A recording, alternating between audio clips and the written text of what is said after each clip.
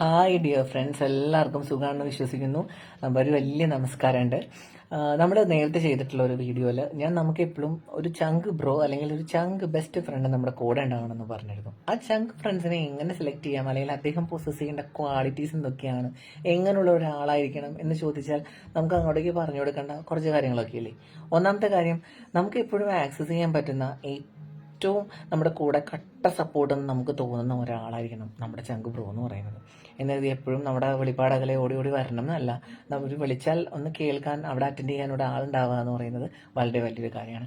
Second thing, അദ്ദേഹം നമ്മളെ കേൾക്കാൻ എപ്പോഴും മനസ്സ് കാണിക്കുന്ന ഒരു വ്യക്തിയായിരിക്കണം. ഇന്നത്തെ കാലത്ത് അങ്ങനെ ഒരാളെ കിട്ടാനാണ് ഭയങ്കരമായ പാട്. എല്ലാവരും അവരുടേതായ ഹറിബറീസ് ടെൻഷൻസ് അങ്ങനെ ഓടി നടക്കുക.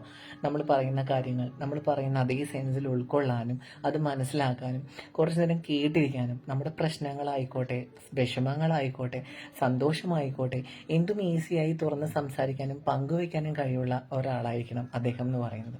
പിന്നെ നമ്മുടെ തെറ്റുകളും കുറ്റങ്ങളും കണ്ടറിഞ്ഞ് പെരുമാറാൻ കഴിവുള്ള ഒരാളായിരിക്കണം അദ്ദേഹം. കൃത്യമായി നമ്മുടെ കുറ്റങ്ങളും കുറവുകളും കണ്ടറിഞ്ഞ് പെരുമാറാൻ ഉദ്ദേശിക്കുന്നത് അതിനെ ചുറ്റിപ്പറ്റി, പാസ്റ്റിൽ നടന്നതിനെ ചുറ്റിപ്പറ്റി പിന്നീട് ഒരു പോസ്റ്റ്മോർട്ടം നടന്ന് നമ്മളെ ഹരാസ് ചെയ്യുന്ന ഒരു വ്യക്തിയായിരിക്കരുത്. എന്നാൽ ഈ പാസ്റ്റിലെ ചില എന്തെങ്കിലും വേണ്ടാത്ത കാര്യങ്ങളുണ്ടെങ്കിൽ അതിന്റെ പിന്നാലെയാണ് നമ്മൾ പോകുന്നതെന്നുണ്ടെങ്കിൽ കൃത്യമായി അത് കറക്റ്റ് ചെയ്ത് തരുന്ന ഒരാളായിരിക്കണം. കറക്ഷൻ ആ സ്പോട്ടിൽ തന്നെ അദ്ദേഹം ചെയ്യാൻ വേണം. നീ പറഞ്ഞത് ശരിയായില്ല, അല്ലെങ്കിൽ നിന്റെ പ്രവൃത്തി ശരിയായില്ല എന്ന് കൃത്യമായി പറഞ്ഞു തരാൻ കഴിവുള്ള ഒരാളായിരിക്കണം അദ്ദേഹം. പറയുന്നത് നമ്മൾ അതേ സെൻസിൽ ഉൾക്കൊള്ളുക വേണം. ഇനി അതിനെ തുടർന്ന് ഏതെങ്കിലും രീതിയിലുള്ള കുഞ്ഞു കുഞ്ഞു ചകടാസൊക്കെ ഉണ്ടെങ്കിൽ കാര്യമാക്കണ്ട, അത് പിന്നീട് അങ്ങ് കറക്റ്റ് ചെയ്ത് നമ്മളും കട്ട സപ്പോർട്ടായി നിന്നാൽ ആ റിലേഷൻ ഭംഗിയായി മുന്നോട്ട് പോകും. കൃത്യമായി വിശ്വസ്തനായ ഒരു വ്യക്തിയായിരിക്കണം നിങ്ങളുടെ ബെസ്റ്റ് ഫ്രണ്ട് എന്ന് പറയുന്നത്. എന്തും നിങ്ങൾക്ക് വിശ്വസിച്ച് പറയാൻ, അല്ലെങ്കിൽ വിശ്വാസത്തോടു കൂടി നമ്മുടെ കൂടെ കട്ടയ്ക്ക് നിൽക്കുന്ന ഒരാളായിരിക്കണം.